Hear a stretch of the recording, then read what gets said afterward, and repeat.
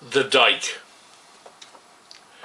It was hot, and as we walked out of Knighton, there was a small boy on a BMX bike on a path by the River Team. And the small boy wore a hooded jacket, and he wore a woolen hat, and he shouted to another boy across the river who was throwing stones into the shallow water.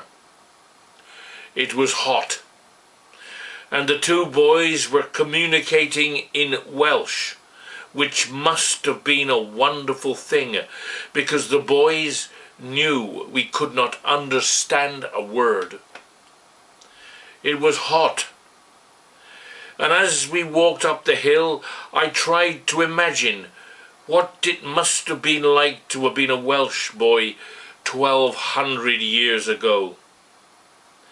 And my imaginary boy wore a shirt under a thin cloak. His feet and legs were bare, his hard skin immune to thorns and thistles.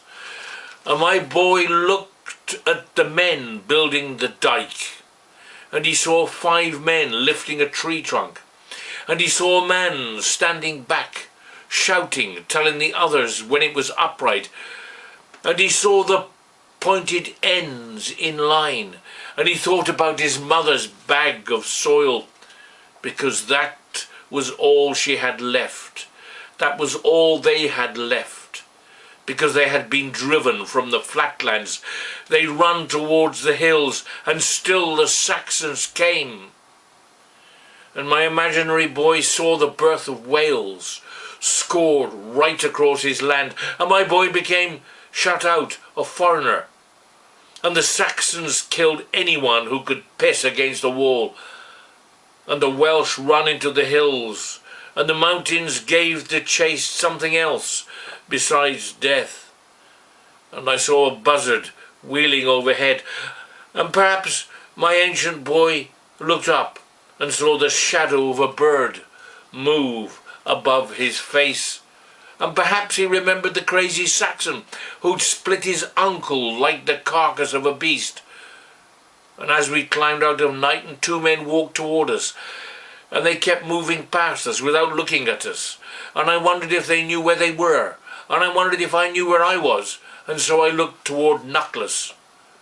And Nuckless might as well have been Nablus, and my small boy might just as well have been an Arab from Nablus, and he might just as well have witnessed an army bulldozer squash a man, because what we Saxons did was no different, is no different to what the Jews are doing to the Arabs 1200 years later.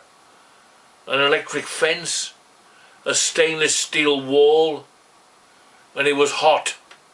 And I turned and looked at Knighton, and I thought about the disinherited, because I was standing on the wall of the Dyke, built by landless Saxon pirates who robbed the Welsh, who stole from them their Britain.